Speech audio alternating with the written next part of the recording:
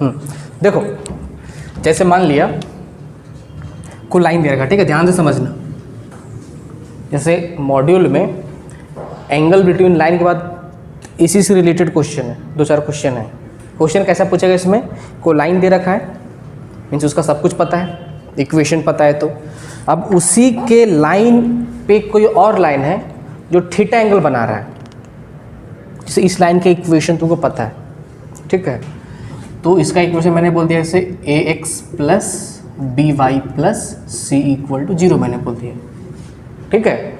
और ये लाइन जो है एंगल कितना बना रहा है, मीन्स जैसे इसका स्लोप निकालोगे तो y equal to minus A by B X minus C by B आ गया, ठीक है।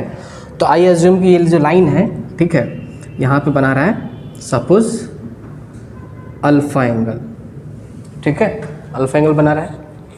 तो इसी लाइन के इक्वेशन अगर ये है तो इसका मतलब क्या है, tan अल्फा किसके इक्वल हो जाएगा? कोई दिक्कत यहाँ तक किसी को? इसी लाइन का इक्वेशन पता है तो उसको y equal to M x plus c form में करोगे तो m बोल दिए, और मैंने मान लिया किसका एंगल अल्फ़ा बन रहा है, तो tan अल्फ़ा इसका स्लोप हो जाएगा, तो tan alpha equal to minus A by B आ गया, ठीक है। इसको मैंने फ़िलहाल मान लिया ये किसके इक्वल है, इसको तो मान लो m के इक्वल, क्या दिक्कत है? या फिर दिक्कत हो रहा है तो एक काम करते हैं, कन्फ्यूजन ही खत्म हो जाएगा। ऐसा कर लो, इसका इक्वेशन को मैंने मान लिया y equal to M x plus C, कोई दिक्कत? मीन्स इसका इक्वेशन तुमको पता है, ठीक है, तो इसका स्लोप कितना हो जाएगा, tan alpha equal to m हो जाएगा, tan alpha equal to m के इक्वल आ जाएगा, कोई दिक्कत? कोई दिक्कत नहीं। अब इसी लाइन से, इसी लाइन पे या फिर इस लाइन के रिस्पेक्ट में कोई और लाइन है जो थीटा एंगल बना रहा है, तो थीटा एंगल इधर भी हो सकता है, थीटा एंगल इधर भी हो सकता है। तो जैसे मैंने बोल दिया एक लाइन है तो इस पे कितना एंगल बना रहा है, थीटा, तो थीटा हो गया। या फिर ऐसे बोल सकते हैं ये भी थीटा हो सकता है, कोई दिक्कत? कोई दिक्कत नहीं है। तो हम लोग इस लाइन के हेल्प से दोनों का स्लोप निकाल सकते हैं, अगर मेरे को इस लाइन के रिस्पेक्ट में अगर थीटा एंगल पता है तो, ठीक है। अब इतना समझो, अगर इसका ये एंगल कितना अल्फ़ा बना रहा था जिसका स्लोप tan अल्फ़ा था, तो ये थीटा तो इसका स्लोप कितना हो जाएगा, ये एंगल कितना हो जाएगा, अल्फ़ा माइनस थीटा होगा। बिल्कुल सब सही बोल रहे, इसका स्लोप कितना हो जाएगा, tan अल्फ़ा माइनस थीटा। और ये थीटा एक्स्ट्रा बना लिया तो इसका स्लोप कितना हो जाएगा, टोटल एंगल कितना हो जाएगा, ये अल्फ़ा प्लस थीटा आ गया, तो इसका स्लोप कितना हो जाएगा, tan अल्फ़ा प्लस थीटा, ठीक है। इसको मैंने m1 के इक्वल कर दिया, इसको मैंने क्या बोल दिया, m2 के इक्वल कर दिया, कोई दिक्कत? कोई दिक्कत नहीं। तो मेरा मोटिव क्या है, m1 और m2 को फाइंड करना, ठीक है। तो यहाँ से तुम क्या लिखोगे, tan alpha minus theta equal to tan alpha minus tan theta by 1 plus tan theta into tan alpha करोगे, कर लेंगे। यहाँ से tan अल्फ़ा किसके इक्वल है, m के इक्वल है, तो क्या बोलेंगे हम लोग, m minus tan theta by 1 plus m into tan theta बोल सकते हैं। tan अल्फ़ा m के इक्वल है, ठीक है। अब तुम समझना कि थीटा मेरे को ऑलरेडी पता है, ये 30 डिग्री एंगल बना रहा है, तो यहाँ पे tan 30 लिखेंगे, और लाइन का equation y equal to 2x minus 4 है, तो m का वैल्यू कितना हो जाएगा, 2 हो जाएगा, ठीक है। इसका और इसके लिए क्या बोलेंगे, यहाँ से क्या हो जाएगा, m2 क्या हो जाएगा, tan alpha plus theta, that means it will be tan alpha plus tan theta by 1 minus tan alpha into tan theta. यहाँ से क्या बोलेंगे, m plus tan theta by 1 minus m into tan theta हो गया। Clear है यहाँ तक, ठीक है। तो इससे मेरे को समझ में क्या आ रहा है कि एक का स्लोप m1, दूसरा का स्लोप m2, इसका स्लोप क्या हो जाएगा, tan alpha plus minus theta बोल देते हैं हम लोग, कोई दिक्कत है? कोई दिक्कत नहीं है। दोनों को मर्ज करके लिखोगे तो क्या बोलेंगे इस तरीके से, m plus tan theta minus divide by 1 minus plus m into tan theta.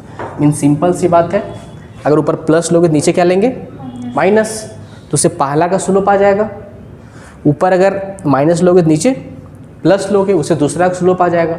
कौन किसका स्लोप, उसमें दिमाग नहीं लगाना है, बस इससे क्या हो गया, जो 2 वैल्यू आया वो क्या बोलेंगे, इसके रिस्पेक्ट में जो थीटा एंगल बन रहा था लाइन, उन दोनों लाइन का मेरा स्लोप आ गया। क्लियर है सभी को? ठीक है, एक छोटा सा क्वेश्चन लिखते हैं। तो क्वेश्चन कैसा हो सकता है? क्वेश्चन ऐसा हो सकता है कि find slope of line which makes an angle 30 degree with respect to line y equal to 2x minus 4। ऐसा हो सकता है। ठीक है, क्वेश्चन देख लो क्या बोला गया, find slope of the line which makes an angle कितना 30 degree with respect to line y equal to 2x minus 4। खुद से ट्राई करो। ठीक है, तो क्या हो जाएगा, m1 comma m2 equal to m, ठीक है, plus minus tan theta by 1 minus plus m into tan theta. यहाँ से 10 30 डिग्री दैट मीन्स, और m कितना है, m का वैल्यू मेरा 2 हो जाएगा क्योंकि y equal to mx plus c, तो m का वैल्यू 2 आ चुका है। तो 2 plus minus 10 30 which is 1/√3 divide by 1 minus plus 2 into 1/√3। एक बार प्लस के साथ ले लो, एक बार माइनस के साथ में ले लो। उससे क्या हो जाएगा, उस लाइन के रिस्पेक्ट में जो 30 डिग्री जो लाइन बना रहा है उन दोनों लाइन का स्लोप आ जाएगा। क्लियर है सभी को? ठीक है, एक m1 का वैल्यू, दूसरा m2 का वैल्यू, ये काम करना है।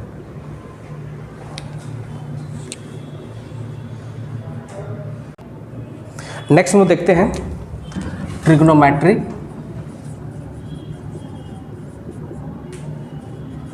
और पोलर फॉर्म। एक्चुअली क्या होता है इसमें ना, समझना थोड़ा सा। जैसे मान लिया कोई लाइन दे रखा है इस तरीके का, ठीक है ना, स्ट्रेट लाइन है, इसका इक्वेशन पता है मेरे को, क्या पता है, ax plus b y plus c equal to 0। इसका सब कुछ पता है, फिर से वही चीज़। ठीक है, मान लिया सपोज ये एंगल कितना एंगल बना रहा है, थीटा एंगल बना रहा है। इस पे कोई पॉइंट है P जो इसको सेटिस्फाई कर रहा है। अगर इस लाइन पे लाई करेगा तो इसको सेटिस्फाई करेगा। ठीक है, मैंने क्या बोल दिया, सबको इसका कोऑर्डिनेट है h, k।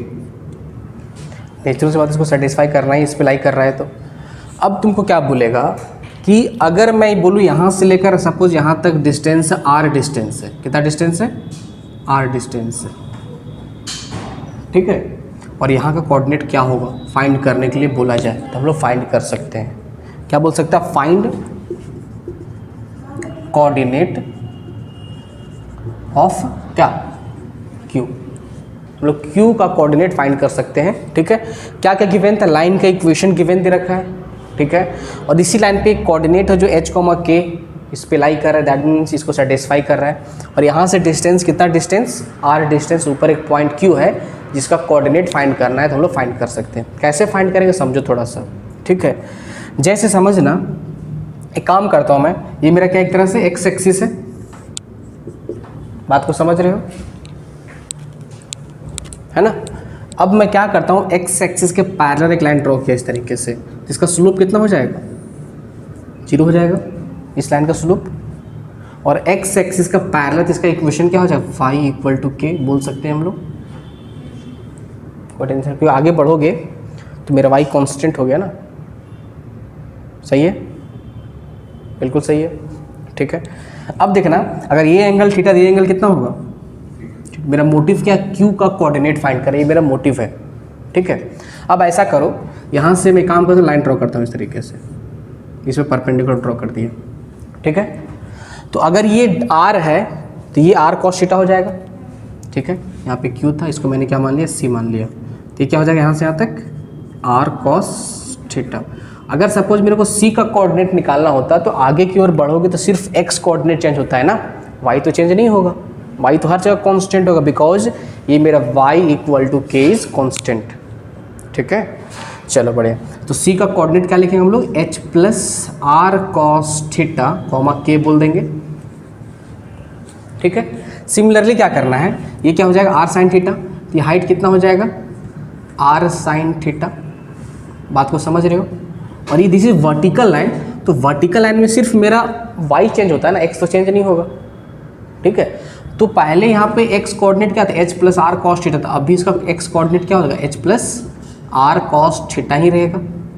और पहले y कोऑर्डिनेट क्या था, अब ऊपर कितना चले गए हम लोग, r साइन थीटा, तो q का कोऑर्डिनेट क्या हो जाएगा, k plus are sine theta. आ गया सबको समझ में। तो इस तरीके से जो q का कोऑर्डिनेट आया वो क्या हो गया, h plus are cos theta भी समझते चलो, ठीक है, थोड़ा और फिर पूरा सारा क्वेश्चन कर लोगे, आर साइन थीटा। यहाँ पे जो पैरामीटर जो है ना, पैरामीटर जो मेरा है वो क्या है, पैरामीटर मेरा आर क्या है, पैरामीटर है। क्यों आर पैरामीटर है, देखो h तो फिक्स है, h कॉमा के, इसको सेटिस्फाई कर रहा है, थीटा भी फिक्स है क्योंकि लाइन का इक्वेशन पता है ना, तो लाइन का इक्वेशन पता है, तुमको एंगल फिक्स हो गया ना। वैरी क्या करेगा, आर वैरी करेगा, अगर आर ज़्यादा हो गया तो ऊपर क्यों हो जाएगा, आर कम हो गया तो नीचे आ जाएगा। अब थोड़ा समझना क्यों, एक दो एग्जाम्पल करेंगे तब क्लियर होगा। अगर आर इस पी से नीचे होता ना, तो यहाँ पे उसके सपोज यहाँ से यहाँ तक का लेंथ 2 यूनिट देता है, ध्यान से, क्यू पी से बोलता 2 यूनिट नीचे, तो आर का वैल्यू हम लोग -2 लेंगे। आर का वैल्यू क्या लेंगे, -2, क्योंकि नीचे आ रहे हैं ना।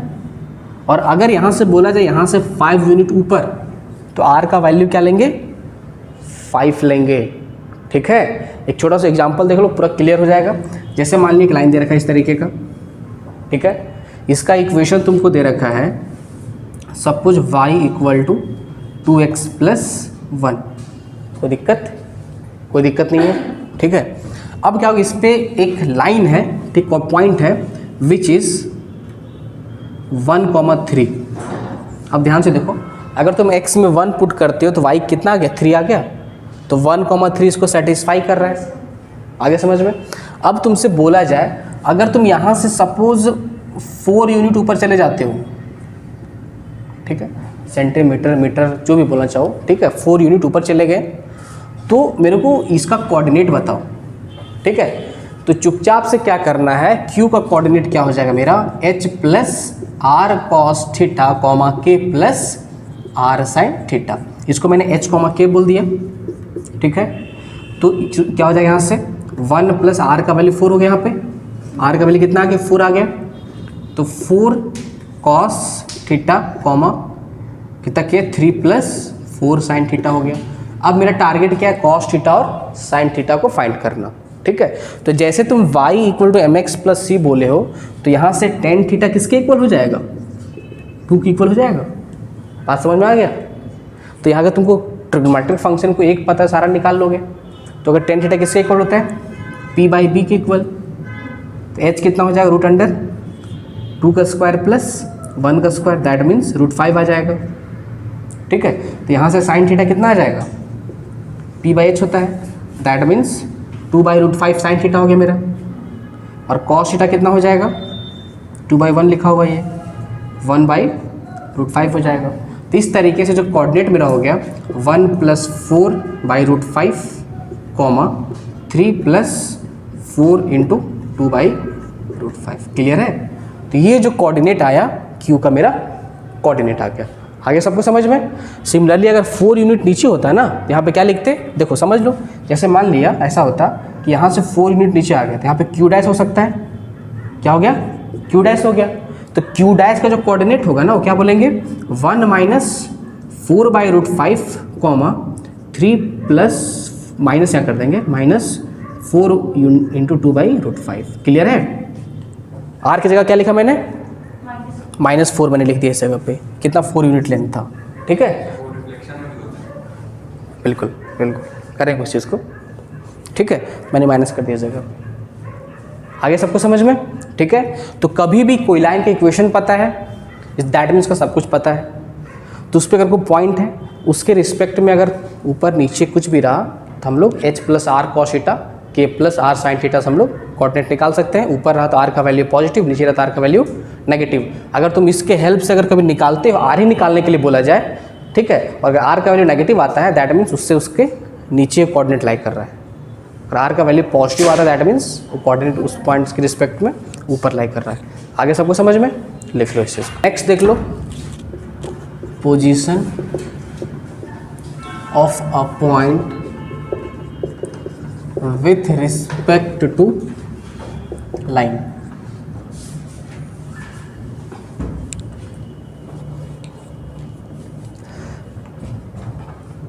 इसमें क्या समझना थोड़ा सा, जैसे मान लिया कोई लाइन का इक्वेशन है, ठीक है, जैसे सपोज ये रहा, इसका इक्वेशन क्या है, a1x plus b1y plus c1 equal to 0, ठीक है।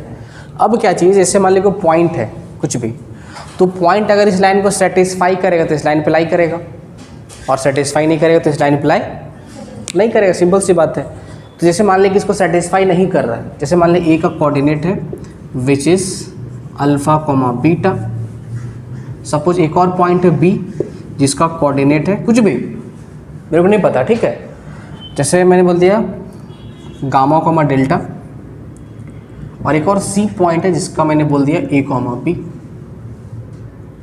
या कुछ और लिख दो, जैसे क्या लिखते बोलो, एम कॉमा एन मैंने कर दिया, ठीक है, इस तरीके से, ठीक है। अब देखो अगर मेरे को बोला जाए कि ये पॉइंट और ये पॉइंट लाइन के सेम साइड लाई कर रहा है या फिर अपोजिट साइड लाई कर रही है, हम लोग बता सकते हैं कौन किस साइड लाई कर रहा है, फिलहाल मेरे को नहीं पता, बट इतना पता है कि दोनों अपोजिट साइड लाई कर रहा है, या फिर ये दोनों सेम साइड लाई कर रहा है, या फिर ये दोनों अपोजिट साइड लाई कर रहा है। मीन्स अगर ए का कोऑर्डिनेट इस लाइन में अगर तुम पुट करते हो, इस लाइन को मैंने क्या बोल दिया, एल बोल दिया, ध्यान से सुनो जो बता रहे हैं, ठीक। अगर मैं इस एल में ए का कोऑर्डिनेट पुट कर दिया alpha comma beta, that means x में क्या पुट करेंगे, अल्फा, और वाई में बीटा, कुछ ना कुछ नेगेटिव पॉजिटिव वैल्यू देगा, क्योंकि ये जो है इस लाइन पे लाइन नहीं कर रहा है इसलिए, ठीक है। तो नेगेटिव पॉजिटिव कुछ भी वैल्यू देता है, अगर ये नेगेटिव देता है तो ये भी पक्का नेगेटिव ही देगा, अगर सेम साइड है तो। अगर ये पॉजिटिव देता है तो ये पक्का नेगेटिव देगा, अगर ये पॉजिटिव देता है तो ये क्या देगा, नेगेटिव देगा। इससे मेरे को क्या समझ में आता है, जैसे अब कौन नेगेटिव कौन पॉजिटिव मेरे को नहीं पता, बट अगर मैं एल में सपोज पुट करता हूँ अल्फा कॉमा बीटा जो भी वैल्यू दे, और उसको अगर मैं एल लाइन में पुट कर देता हूँ एम कॉमा एन, तो एक नेगेटिव एक क्या देगा, पॉजिटिव, तो दोनों का प्रोडक्ट हमेशा लेस देन 0 आएगा। दैट मीन्स, ठीक है, ठीक है, अगर दो कोऑर्डिनेट का प्रोडक्ट लेस देन 0 आता है, दैट मीन्स जो बोल सकते हो both the coordinate lie on the opposite side of this line, ठीक है। इस लाइन के रिस्पेक्ट में दोनों अपोजिट साइड लाई कर रहा है, कौन किधर है उस पर दिमाग नहीं लगाना फिलहाल, बट दोनों इस लाइन के रिस्पेक्ट में दोनों अपोजिट साइड में लाई कर रहा है, क्योंकि दोनों का प्रोडक्ट क्या हो गया, नेगेटिव। फिर से समझो, ये क्या दिया, पॉजिटिव, ये क्या दिया, नेगेटिव, बता रहे हैं पॉजिटिव नेगेटिव, ये क्या है, नेगेटिव पॉजिटिव। इसका मतलब समझना, कभी भी अगर ऐसे लिखे ना, इसका एल का इक्वेशन क्या है, एल का इक्वेशन मेरा है a1x plus b1y plus c1 दे रखा है, ठीक है। कभी भी ऐसा लिखते हैं कि एल में अगर मैं लिख दिया अल्फा बीटा, इसका मतलब सोचो कि एक्स में अल्फा पुट करना और वाई में बीटा पुट करना है, तो क्या हो जाएगा, a1 alpha plus b1 beta plus c1, इसका ये मतलब है। तो कुछ ना कुछ वैल्यू देगा नेगेटिव पॉजिटिव, क्योंकि इस लाइन पे लाई नहीं कर रहा है। तो अगर ये पॉजिटिव तो ये नेगेटिव होगा, या फिर ये नेगेटिव तो ये पॉजिटिव होगा, तभी लेस देन 0 है, ठीक है। इसका मतलब क्या हो गया, किसी लाइन के सेम साइड का सारा कोऑर्डिनेट सेम वैल्यू देगा, या तो पॉजिटिव या तो नेगेटिव, और जो इधर देगा उसको उल्टा इधर देगा।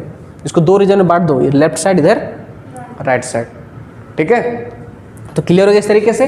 इसका मतलब नेगेटिव वैल्यू दिया, दैट मीन्स दोनों लाइन के रिस्पेक्ट में अपोजिट साइड लाई कर रहा है, ठीक है। That means coordinate of A and C, A और C will lie opposite side with respect to line L which is a1x plus b1y plus c1। Question कैसा पूछ सकता है तुमको कि बोलेगा कि ऐसा क्वेश्चन देखो, find weather 2,3 and -1,4 lie on the same side or opposite side with respect to line L which is 2x minus 4y plus 5 इधर का, ठीक है। लाइन अब बोला गया सेम साइड या फिर अपोजिट साइड लाई करेगा, तो करना कुछ नहीं, लाइन एल में पुट कर दे, पहले क्या पुट करेंगे 2,3 इंटू क्या पुट करेंगे -1,4। अगर 2,3 पुट करते हो, ठीक है, इसमें अगर क्या पुट करोगे 2,3 तो क्या वैल्यू दे रहा है, देखो 2 × 2 4 -12 + 5, ये वैल्यू क्या हो गया, नेगेटिव वैल्यू हो गया। क्या कितना वैल्यू आ रहा है मेरे को मतलब नहीं, उससे नेगेटिव वैल्यू आ गया मेरा ये। सिमिलरली क्या करोगे इसी में, क्या पुट करेंगे, -1,4 तो -2 -16 + 5, ये क्या हो गया, नेगेटिव हो गया। तो ये क्या देगा, एक नेगेटिव वैल्यू देगा, ये भी क्या देगा, नेगेटिव वैल्यू देगा। तो दोनों का प्रोडक्ट क्या हो गया, मीन्स ग्रेटर देन 0 आ गया। इसका मतलब क्या हो गया, दोनों सेम साइड लाई करेगा, दोनों का प्रोडक्ट क्या हो गया, पॉजिटिव। दैट मीन्स दोनों सेम साइड लाई करेगा, लाइन के या तो लेफ्ट साइड या फिर राइट साइड, जहाँ पर भी लाई करे, ठीक है। तो उसी से मेरे को क्या समझ में आ रहा है कि अगर मैंने पुट किया, आप देखो समझना, अगर मैंने पुट किया अल्फा कॉमा बीटा इंटू, अगर मैंने पुट किया गामा कॉमा डेल्टा, तो यहाँ तो मेरे को क्लियर समझ में आ रहा है कि सेम साइड ही है, ठीक है। दोनों का प्रोडक्ट क्या हो जाएगा, पॉजिटिव। या तो ये नेगेटिव तो ये भी नेगेटिव देगा, ये पॉजिटिव तो ये भी पॉजिटिव देगा। That means coordinate of A and B will lie on the same side with respect to line L जो भी था, ठीक है, A1x + B1y + C1, ठीक है। वैसे ही क्या लोगे, अगर गामा डेल्टा और MN लोगे तो ऑफ कोर्स नेगेटिव वैल्यू देगा, क्योंकि दोनों अपोजिट साइड लाई कर रहा है। क्लियर है सभी को, तो यही मेरा है position of a point with respect to line, ठीक है।